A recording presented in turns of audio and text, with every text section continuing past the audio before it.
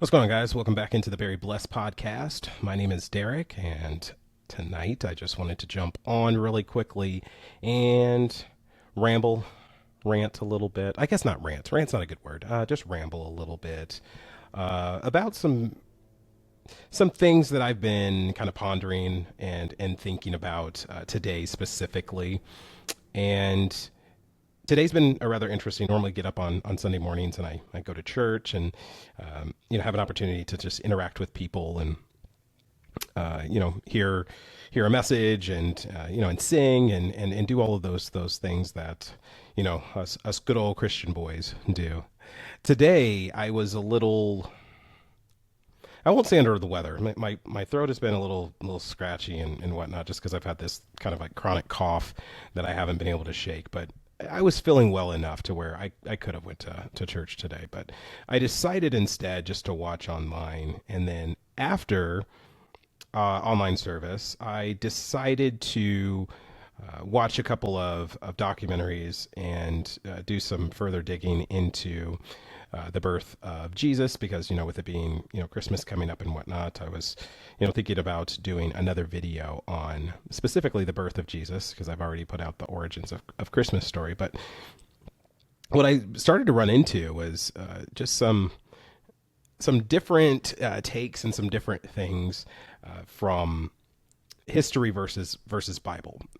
And a lot of people will say, well, they're one and the same. And then a lot of people would say, no, they're actually a bit different. And there's a bit of blending in between, because there's some people that just think that the Bible is a history book. And there's others that will say that the Bible is, more than historical text. It's the written word of God. And there's debate about that. And for me, obviously, as a Christian, I believe that it is the written word of God, but there are also historical elements to it as well. Very specifically, times and places and different time periods and whatnot that are historically accurate. In watching some of these documentaries and whatnot, it pretty much confirmed a lot of the things that I kind of already knew from going to Bible school and whatnot. But of course, there are things that are kind of contradictory. So what it got me thinking about was faith. I did a video a while back when I very first started the channel, and it was about a question that was brought up, what your beliefs are and why they are what they are. And I presented some Christian evidences as to, what my faith is and what shaped my faith. And I just asked the question back, essentially, could the world actually exist without God?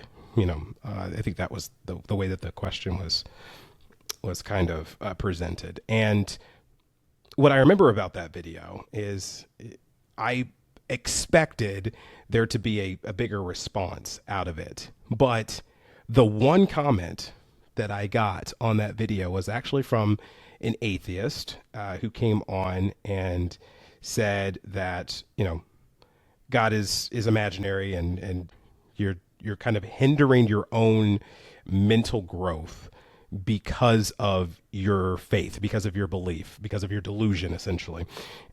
And I got a little discouraged because I kind of thought that there would be more people that would have kind of stepped up and defended me and whatnot. But the reality of it is, I actually am thankful for that comment, because it actually made me turn and look inner and say to myself, well, I've got to dig a little bit deeper here. I've got to make sure that my rebuttals and that my evidences are something that's grounded and that something that can be presented in a way that there can leave no doubt.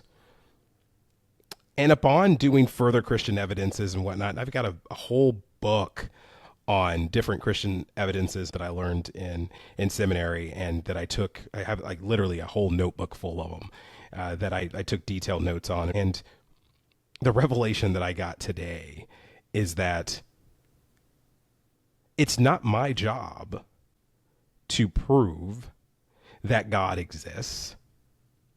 It's not my job to convince even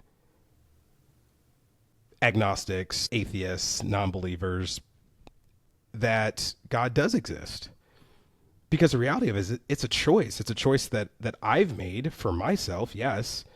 And it's something that I share. Obviously, I have a platform, a very small stage on this channel that I share, my thoughts, my beliefs.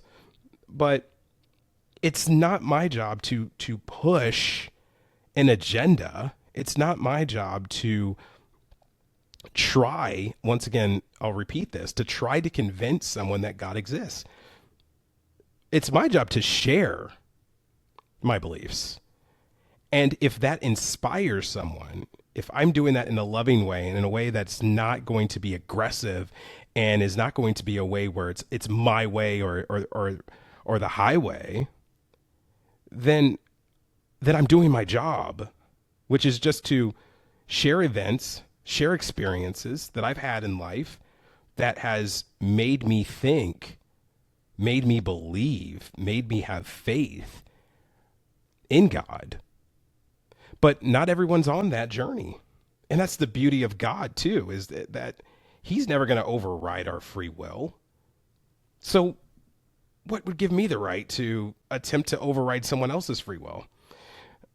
But I guess what's disheartening, and this is what I was kind of learning today as I was, watching these documentaries and whatnot, is there has literally been wars fought and blood shed because of people who have either had faith and have been killed over it, or even on the opposite side, people that have not had faith and they've been killed over it. The finger can be pointed both ways. So I guess again, I didn't really want to call it a rant, but I guess I am ranting a little bit tonight. I guess what my rant is both sides are wrong in the presentation. We used to have this thing called debate. So you see what debate was is, you would have an opportunity, uninterrupted, by the way, to present your facts, to get your point across. And then it was then your job then to rest and then allow the other person to present their arguments, their objections. And then you'd be given an opportunity to rebuttal, and then they would be given an opportunity to rebuttal. And then you do something that I just don't think any of us, when we get into debates, do anymore. And that is sit down, ponder our thoughts, think about thoughtfully what the other person had to say, and then come to a conclusion on what our beliefs are. If they've shifted, if they've stayed the same, and even if they have not shifted, even if they have not changed, did we at least understand what the other person was trying to get across to us? Because if we were able to at least sit there and understand what the other person was getting across to us, that shows the willingness to at least hear what someone else has to say. But the reality of it is our worldviews shape our beliefs more than actual facts do. So oftentimes I'm going to be dug in on what I believe, and you're going to be dug in on what you believe. And it's not going to matter what evidence I show you or what evidence you show me. And we hit an impasse. But what's disheartening and frustrating about that is we should have the willingness, we should have the openness to have dialogue with one another. And when we come to that decision of, okay, I still believe what I believe, and you still believe what you believe, that we can do it in a sensible way that's not going to incite name calling. It's not going to incite violence. It's not going to incite one person believing that the other person is inferior to them because they don't believe what the other person believes. And I think that's what was so disheartening to me about the person that commented on that video that I put out. They belittled me and said that my faith, my beliefs were holding me back as a human being to to reach my full potential.